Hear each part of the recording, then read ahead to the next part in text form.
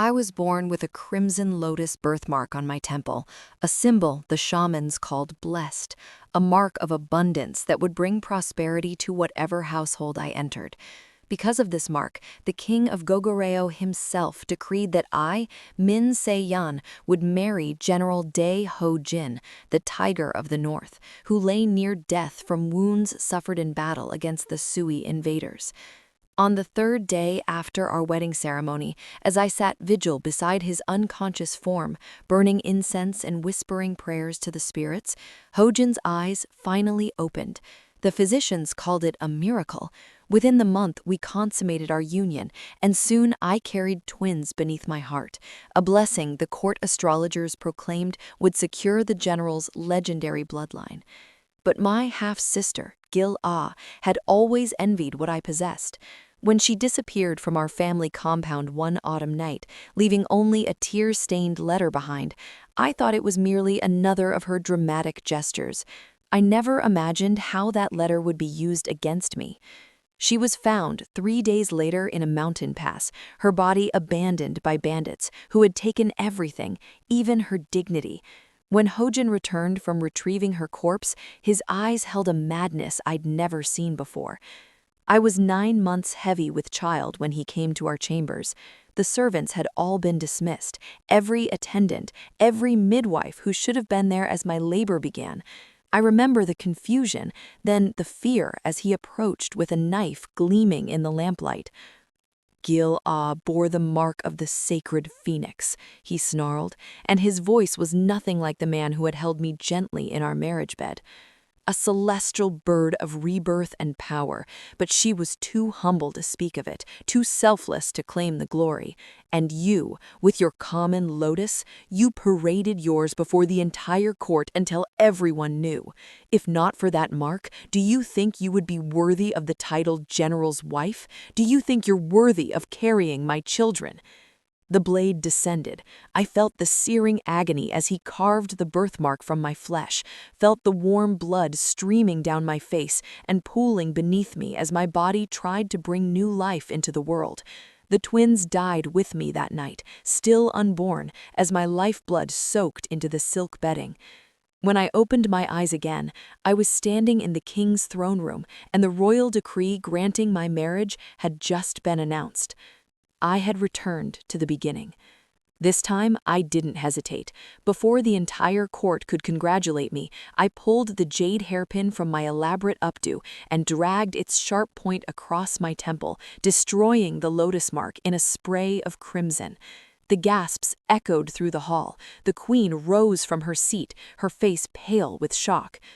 The mark is ruined, stained with blood and torn. This is surely an ill omen. I am not blessed enough to bring fortune to the great General Dae Ho-jin. But my sister, Gil-ah, she bears an auspicious mark as well. She would be far more suitable. The king's eyes narrowed. Your sister? We have heard nothing of this. I bowed low, letting blood drip onto the polished floor.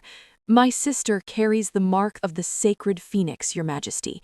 It is located on her shoulder, hidden from common view, which is why she has never spoken of it. She is modest and virtuous. Compared to her celestial blessing, my lotus is nothing but a common flower. The queen's face shifted, and I saw the calculation there. The phoenix was the symbol of royalty itself, of the queen's own divine mandate. For a mere general's bride to bear such a mark could be seen as presumptuous, even threatening. A phoenix mark, the queen repeated slowly. How remarkable. When I left the palace that day, I carried 2 marriage scrolls. One united General Dae Ho-jin with my half-sister Gil-ah. The other, I steadied my breathing as my palanquin approached the crown prince's residence. Prince Wan Yang-su, heir to the Goguryeo throne, waited within. General Dae lay still unconscious on his sleeping platform when I entered his compound. In my first life, I would have rushed to his side, would have wept and prayed over him. Now I simply placed the marriage decree on the low table beside him and turned to leave. A hand shot out and gripped my wrist with surprising strength. Stop. I turned back in genuine shock. Ho-jin had awakened 5 days early. Was it the rebirth that changed things, or was it simply my earlier arrival? Min Se-yun, he rasped, his voice rough from disuse. What is this? I looked down at where his fingers pressed against my pulse point. A marriage decree from His Majesty. The ceremony is in 6 days. Since the general has awakened, you should prepare. His eyes focused on the ruined mark on my temple, the hastily bandaged wound still seeping blood through the white cloth. Then he shoved the table aside with such violence that the ceramic teapot shattered on the floor, the decree landing in the spreading puddle. Did you use that cursed lotus mark to trick His Majesty into decreeing our marriage again? His lips curled with disgust. Again. So he remembered too. We had both been reborn with our memories intact. You misunderstand, General. I have no such intention. You dare deny it? He coughed and blood flecked his lips. Min Seo-yun, you're as manipulative as ever. Even knowing this would happen, even having prepared myself, his words still stung like winter wind. I kept my expression cold and tried to pull free. The decree has been delivered. I won't disturb your recovery further. But his grip only tightened. Playing at indifference now? Do you think pretending you don't want me will make me chase you? I hadn't expected him to be quite this self-absorbed. Biting back anger, I met his eyes directly. The general claims to hate me, yet won't release me. Perhaps it's you who's playing games, saying one thing while meaning another. His face darkened, and he flung my hand away as though it had burned him. Stop your delusions. There's only Gil-ah in my heart. There will only ever be Gil-ah. Then I wish the general and my sister a long and harmonious marriage, I said quietly, rubbing my reddened wrist. His expression twisted with confusion. In our previous life, I had been docile, agreeable, desperate for any scrap of his affection. This change in my demeanor clearly unsettled him. In that case, he said slowly, you'll accompany me to the palace immediately to petition His Majesty to annul this marriage. As soon as he finished speaking, he convulsed and coughed up a mouthful of dark blood, spattering the silk covers. I watched him wipe his mouth with a cloth, my expression unchanged. Is the general still planning to go? His jaw clenched. Min Seo-yun, don't look so smug. This is a minor internal injury. It will heal in days. I'm awake now. I don't need your so-called fortune. You and that ruined mark are worthless to me. I touched the bandage on my temple unconsciously. The wound throbbed with each heartbeat, but he hadn't asked about it once. He simply didn't care about me enough to notice. It didn't matter. Given the state of his internal injuries, even awakened, he would never father children again, and he wouldn't live to see another winter. A woman's voice interrupted us, breathless and deliberately disheveled. My general, you've awakened. Gil-ah has been copying sacred texts and burning incense day and night, praying to all the spirits for your recovery. My half-sister rushed into the room, then froze when she saw me. Her eyes went immediately to the marriage decree on the floor, and tears welled up with practiced ease. Elder sister, forgive me. I didn't mean to intrude on you and the general. I was simply so worried for his safety. Since His Majesty has decreed your marriage, Gil-ah will not disturb you again. How prettily she spoke. Yet in my previous life, after I became the general's wife, she visited the compound constantly under the pretense of seeing me. She would accidentally fall into the pond. She would drink too much rice wine and need to be carried to a guest chamber. All calculated opportunities for Ho-jin to glimpse the phoenix mark painted on her shoulder with vermilion ink. And each time, Ho-jin would avert his eyes and drape his outer robe over her, never crossing the line. I thought I'd married an honorable man. I believed we shared genuine affection. Until the day Gil-ah sent her farewell letter and fled, until Ho-jin abandoned me in labor, heavily pregnant and alone, to chase after her. Until he found her dead body, tortured and violated, dumped in the wilderness with that phoenix mark exposed for all to see. The letter had said, My general, Gil-ah bears the sacred phoenix mark, but dared not speak of it for fear of stealing my sister's glory and earning her hatred. I never imagined I would lose my chance of happiness with my beloved. May you and my sister have many sons and forget Gil-ah ever existed. Ho-jin had never forgotten. Because of that letter, he had hated me with a violence that burned hotter than any love. He had returned to our chambers and dismissed every servant. While I lay in the final stages of labor, covered in sweat and blood, he had smiled at me with empty eyes and carved the lotus from my temple with a hunting knife. Remembering everything now, I felt hatred coil in my chest like a serpent. I picked up the soggy marriage decree from the floor and threw it directly at Ho-jin's face. Since my sister is here, the general should examine whose name is actually written on it. Ho-jin's eyes flashed with anger at my audacity. Min Seo-yan, you're being insolent. But Gil-ah had already snatched up the decree, pretending to examine it. She gasped dramatically. Oh, the ink has run from the water. It's completely illegible. I glanced over. Sure enough, the character for Gil in Gil-ah's name had blurred into an unreadable smear of black. Ho-jin sneered at me. Who else would it be but you, unless you're claiming you generously requested a marriage between me and Gil-ah instead of yourself? Believe what you wish, I said, exhausted by this conversation. I knew any explanation would fall on deaf ears. I moved to leave, but as I passed Gil-ah, she deliberately stumbled into me, falling to the floor. Her palm landed directly on the broken pottery shards, and blood immediately welled up. Gil-ah! Ho-jin lunged forward to help her up, cradling her bleeding hand with more tenderness than he'd ever shown me. The compound physician arrived quickly, treating Gil-ah's minor cuts as though she were already the mistress of the household.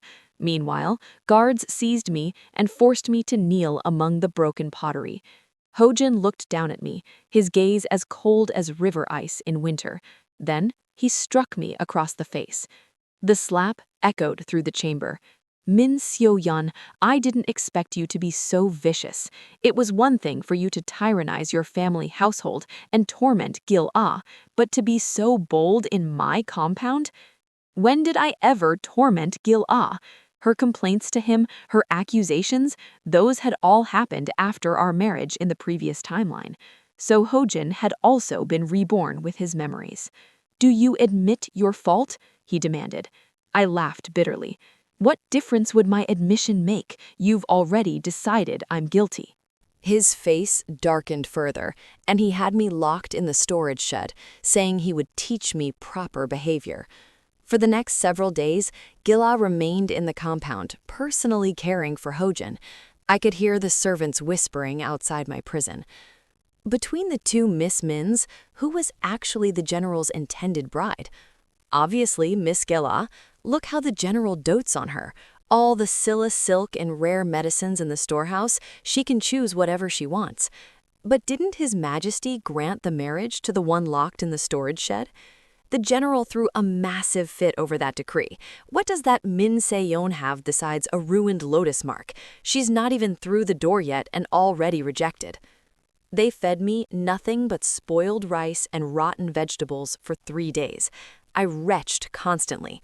Finally, one maid disgustedly dumped a bucket of dirty water over my head. You're filthy. Here's a wash. I closed my eyes, letting the foul water drip from my hair. When I spoke, my voice was deadly calm. Have you considered the consequences of treating me this way? Regardless of anything else, I am the legitimate daughter of Minister Min's household. The maid scoffed. A small ministerial family like the Mins compared to the general's compound? You overestimate yourself. Besides, there's something you don't know yet. Minister Min was so enraged by your behavior that he's threatened to disown you. I froze, quickly understanding. Gil-ah must have manipulated the situation. No wonder my father hadn't sent anyone to find me despite my days-long absence. Following Gil-ah's usual tactics, she'd probably told my father I'd run off with some lower-ranking soldier. That still gives you no right to act above your station, I said coldly. The maid sneered. You really think you're the general's wife, don't you? Already putting on airs? The general's wife is indeed Gila. I am the crown princess. The maids burst into laughter, clearly thinking I'd lost my mind from imprisonment. Before they could continue their mockery, Ho-jin arrived. They immediately bowed. General.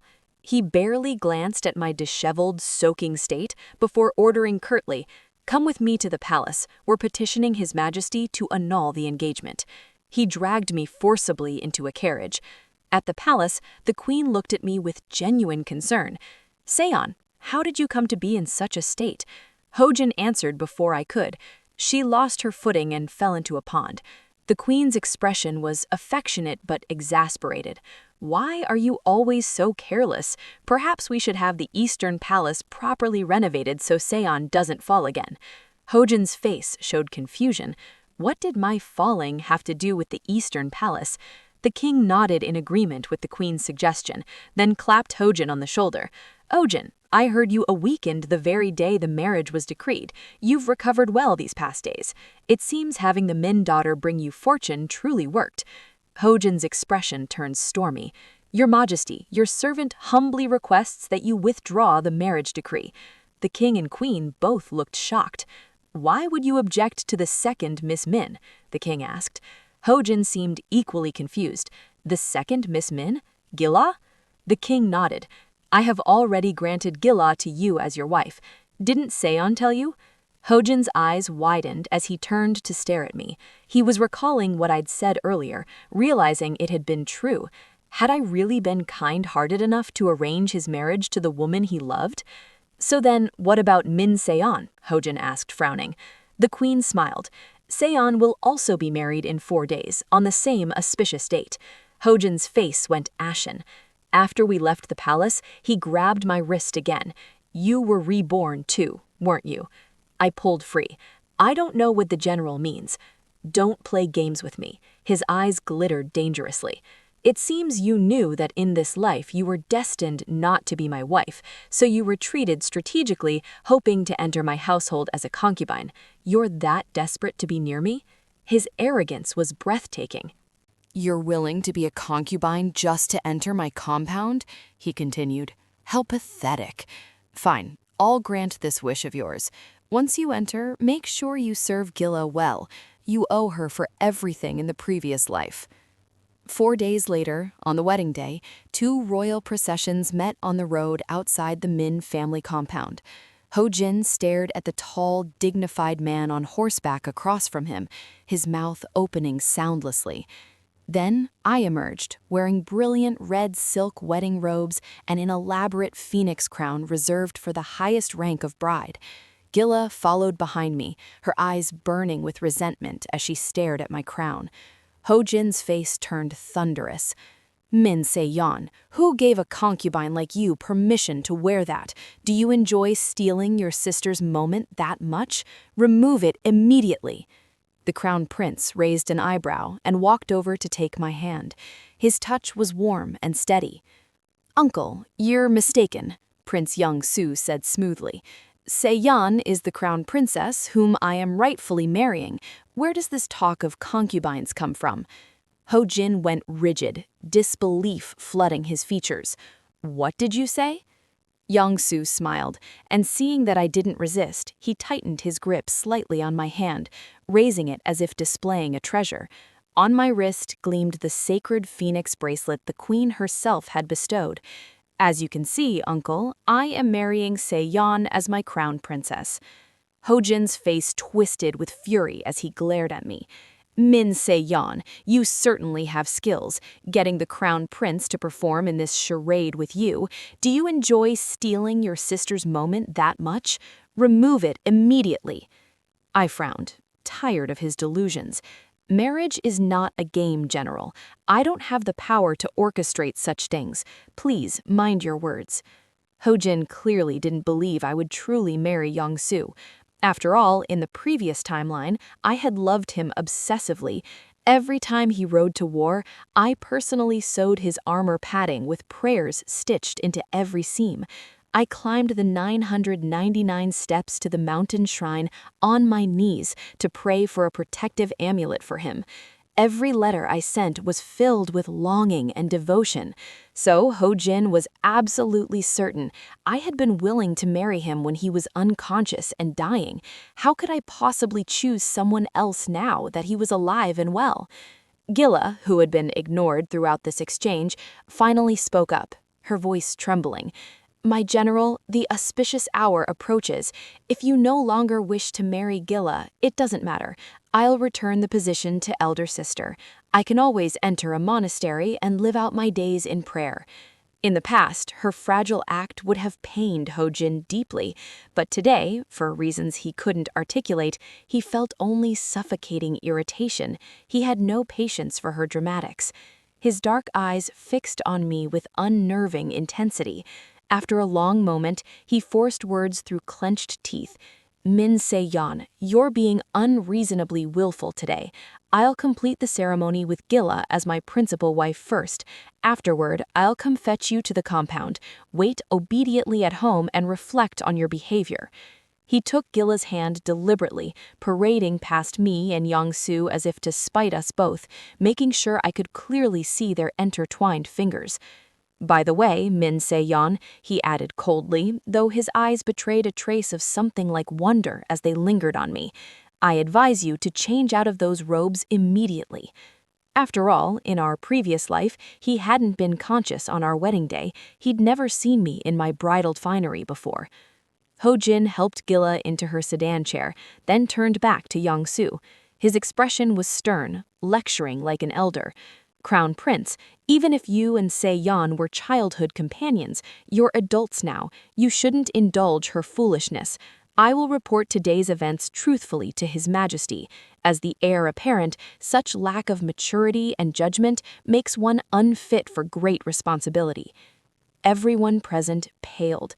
These words carried dangerous implications, that he would advise the king to remove Young-soo from Crown Prince. I involuntarily tensed. Sensing my reaction, Young-soo rubbed the back of my hand with his thumb soothingly. I exhaled slowly and smiled faintly at him. I wasn't worried. I was simply shocked that Ho-jin dared to speak so presumptuously in public. Anyone else saying such things could lose their head. True, Ho-jin was the king's most trusted general and distant cousin, but Young-soo was the only legitimate son of the king and queen. I didn't believe His Majesty valued Ho-jin more than his own heir. Ho-jin's procession departed grandly with Gilla. I turned away and met Young-soo's complex, searching gaze. "What is it?" I asked. He looked down at our joined hands, my small hand completely enveloped in his larger one. It felt soft and delicate, and he couldn't bear to let go. Yet he worried he was being too forward. Even though I showed no resistance, what if she was unwilling deep inside? He started to release me, lips pressed together, but then spoke gravely instead. "Your Highness, do you truly not regret this marriage? If you wish to withdraw, there's still time." So that was his concern. I smiled helplessly and placed my other hand over his, preventing him from pulling away. "Your Highness," I teased gently, "this marriage was decreed by your royal father and mother. If I don't comply, wouldn't that be defying their command?" His expression didn't change, as if he'd expected this answer. He lowered his eyes, unwilling to force me, and sighed so softly I almost didn't hear it. "I can, of course, petition them to withdraw the decree." I dropped my playful tone and said seriously, "Your Highness need not do so. I accept this marriage willingly." That day, in the throne room, after I had yielded the fortune of marrying Ho-jin to Gil-ah, I had bowed to leave, but the queen stopped me, insisting the royal physician examine my self-inflicted wound. Unable to refuse, I stayed in the Phoenix Hall and spoke with her for some time. By chance, Young-soo came to pay his respects. I had lived in the palace briefly during my childhood, and Young-soo and I were close in age. We had been playmates. He chased butterflies through the palace gardens, pushed my swing beneath the willow trees. I kept him company while he practiced sword work and studied his characters. We had been childhood sweethearts. At that time, the queen had wanted to arrange a betrothal between us, My mother had sighed, touching the lotus birthmark on my temple that matched her own. Yes, my mark was hereditary. Your Majesty, Mother had said quietly, I only wish for Seyon to live a peaceful life, away from conflict and intrigue. The royal household is difficult. The Queen understood better than anyone. Very well. When they grow older, we'll see if fate brings them together. Seyon, come here, Mother had called. I glanced back at Yang-su before obediently going to her. Yes, Mother? We must leave now. I paused, confused. Leave? Where?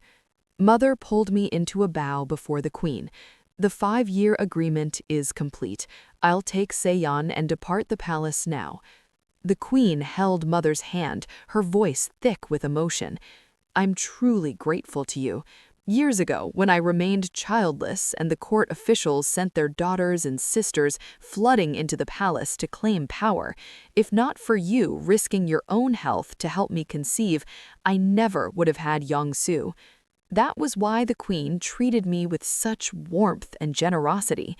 Since that day of parting, I hadn't seen Yang-su for over a decade. Meeting his gaze in the throne room, I'd seen something stir in the depths of his eyes, though his expression remained carefully neutral. He bowed formally. This son pays respects to Mother Queen. The Queen smiled. Yang-su, do you remember Min Seyon, your younger sister? His hands tightened slightly within his sleeves. He kept his eyes lowered. I remember. Then, if I were to arrange a marriage between you two, would you be willing? The Queen hadn't abandoned her plan after all.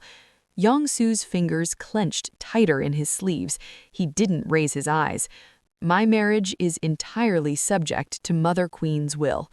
Then he made an excuse about unfinished studies and left hurriedly, not waiting for my answer, as if afraid to hear me refuse. The Queen raised an elegant eyebrow and turned to me. Seyon, what are your thoughts? I had nodded seriously. This subject is willing. Now I was carried to the Eastern Palace in an 8-bearer palanquin befitting my rank.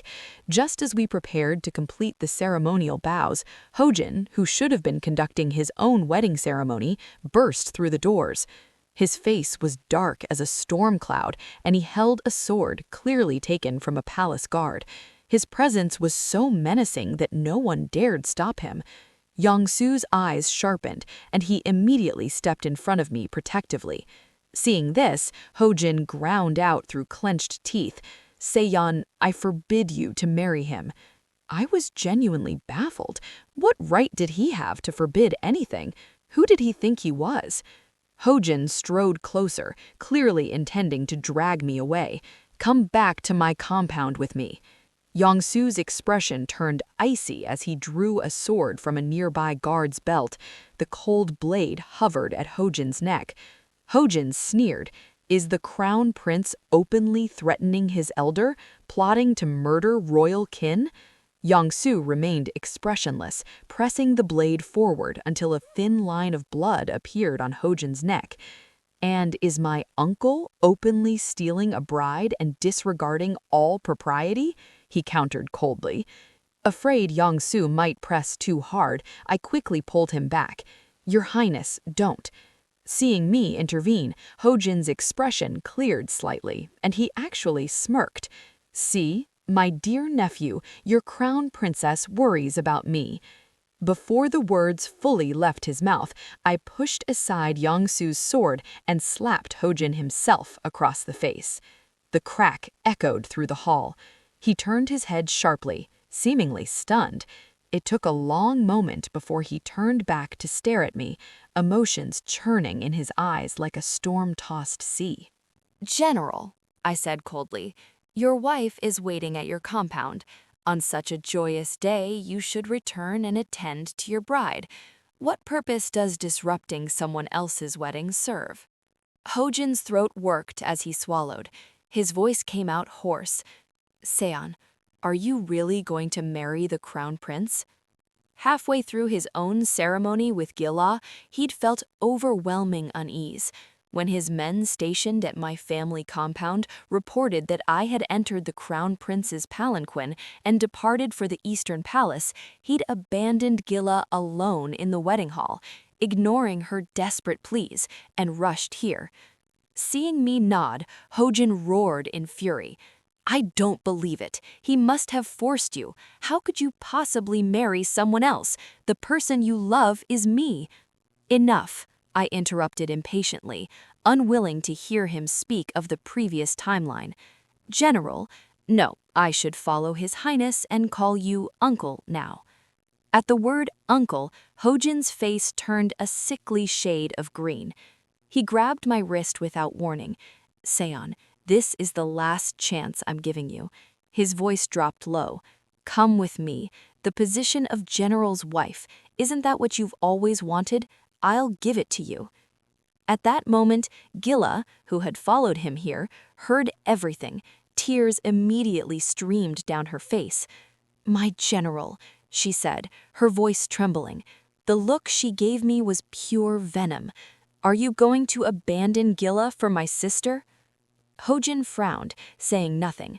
Seeing his silence, Gila gave a bitter laugh and moved as if to dash her head against a pillar.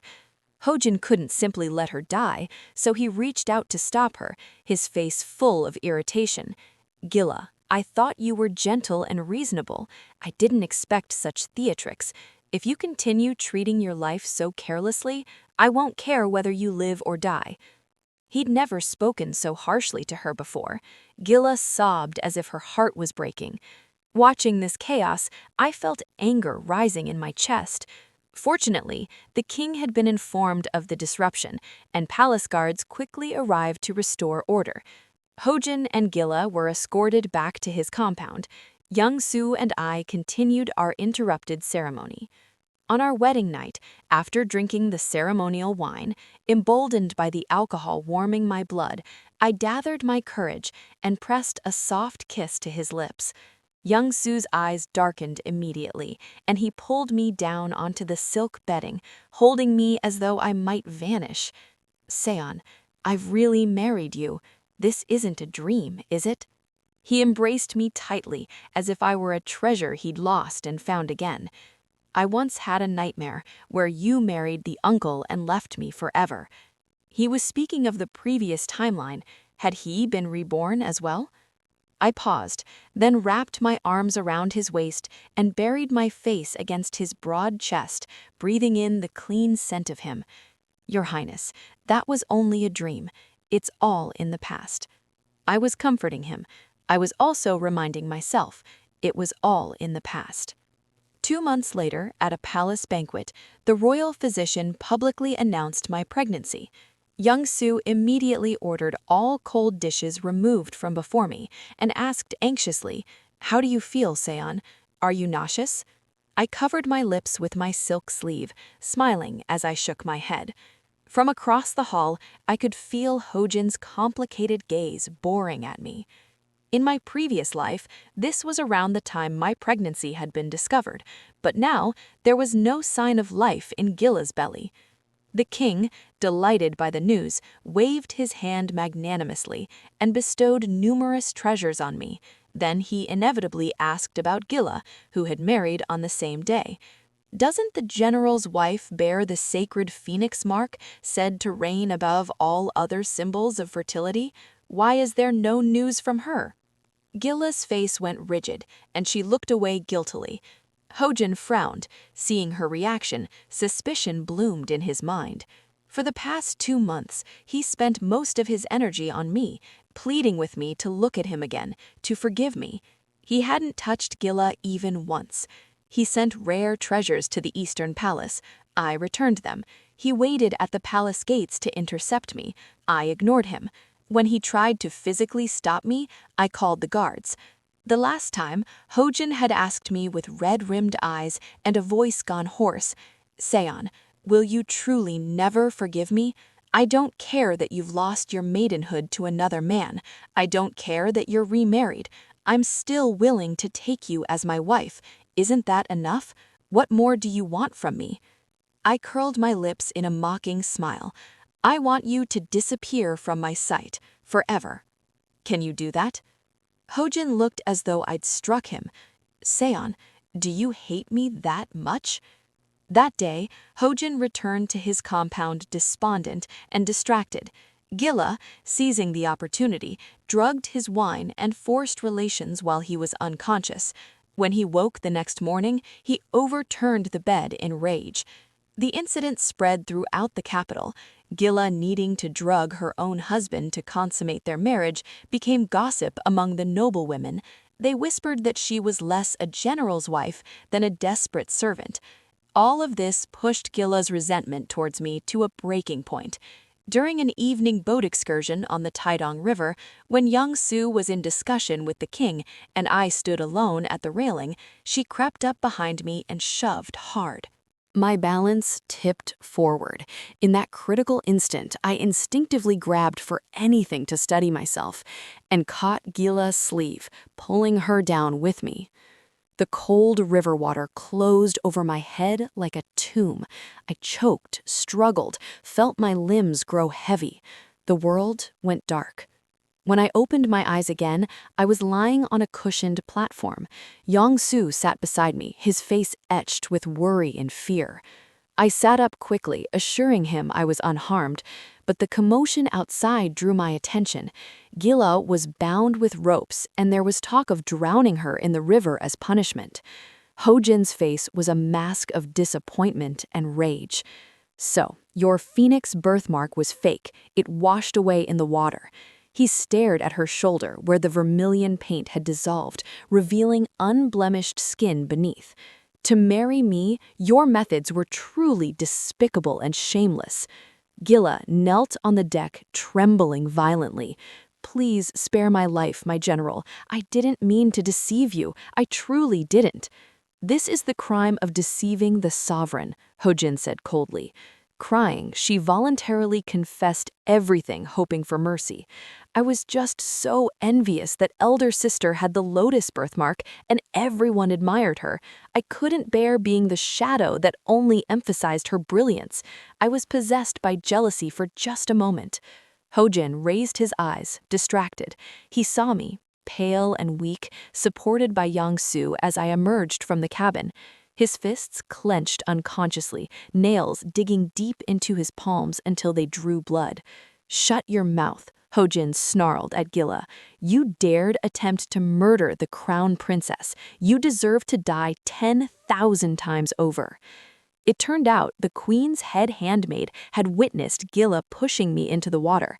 That was why we'd been rescued so quickly, and why Gilla's deception was immediately exposed. With Gilla's status completely destroyed, servants from Ho-jin's compound came forward to reveal other transgressions. She had even been meeting a merchant's son outside the city walls, unable to bear the loneliness of her loveless marriage. Seeing the evidence pile up, Ho-jin finally understood the truth.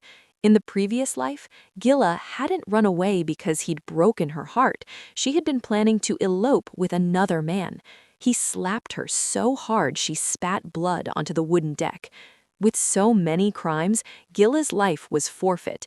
She tried to bite her tongue to end it quickly, but Ho-jin wouldn't allow her that mercy. He ordered his men to throw her into the river, pull her up just before she drowned, then throw her back in.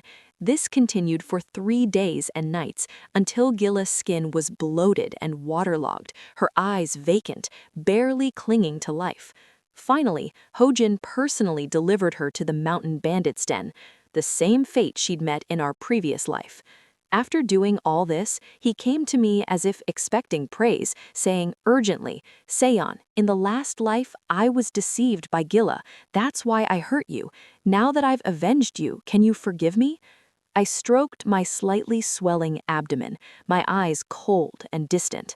Then how should we settle the debt of you murdering the children in my womb? Ho-jin's lips moved, but no sound came out. He stood silent for a long time. Finally, as if making some terrible decision, he said, "Fine, just wait." I frowned, watching his retreating figure, remembering the look of madness in his eyes. I wondered what he was planning. Soon, rumors about Ho-jin's promiscuity spread through the capital like wildfire. He was keeping countless concubines, demanding they bear him children.